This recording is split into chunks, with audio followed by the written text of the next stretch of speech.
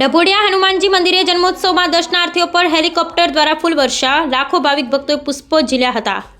RJ Rathod Dehgam Gandhinagar જિલ્લાના ડભોડા ગામે હનુમાનજી મંદિરના સાનિધ્ય ધામમાં વર્ષો પુરાના જન્મોત્સવ આનંદ ઉલ્લાસભેર ઉજવવામાં આવ્યો।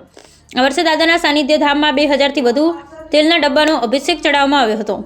દાદાની શોભાયાત્રામાં અને દર્શનાર્થે દૂર દૂરથી 4 લાખથી વધુ દર્શનાર્થીઓની ભારે ભીડ, નીલાંબી કતારો જોવા મળી હતી। હનુમાનજી મંદિરના સાનિધ્યમાં ચૈત્રી સુદ પૂનમ શનિવારના રોજ જન્મોત્સવ નિમિત્તે દાદાની શોભાયાત્રામાં આરતી ટાણે પ્રથમવાર આકાશમાંથી હેલિકોપ્ટર દ્વારા દર્શનાર્થી શ્રદ્ધાળુ ભાવિક ભક્તો પર ફૂલ વર્ષા વરસાવવાનું આયોજન મંદિરના ટ્રસ્ટીઓ અને ગ્રામ પંચાયત દ્વારા આયોજન કરવામાં આવ્યું હતું। મંદિરના સાનિધ્યમાં દાદાના જન્મોત્સવ નિમિત્તે 151 કિલોની કેક સમસ્ત ગ્રામજનોએ કાપવાનું આયોજન કર્યું હતું।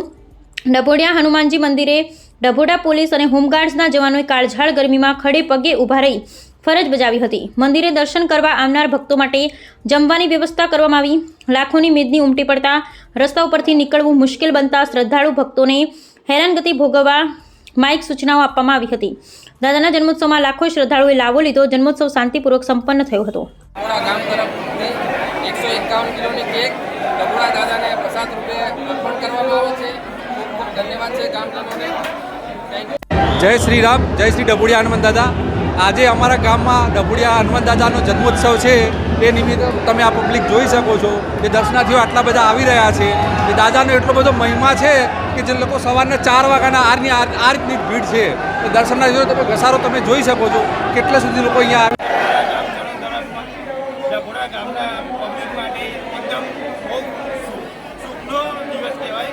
આજે હનુમાન જયંતિ છે, જેથી દાદાના અમારા આખા ગામજનો તરફથી આ 151 કિલોની કેક આપવામાં આવે છે। સમસ્ત ગામજનો તરફથી કેક છે। દર વખતે બહારના કદાચ કૃષ્ણ કોર્પોરેશનવાળા હીરે લાવતા હતા, પણ એ અગર લાવી શકતા હોય તો ગામના પબ્લિક કેમ ના લાવી શકે? ડભોડા ગામ જ અમારા દાદાના નામથી પ્રસિદ્ધ છે, જેથી ડભોડા ગામના પબ્લિકે વિચાર્યું કે આ વખતે અમારું પબ્લિક લાવો।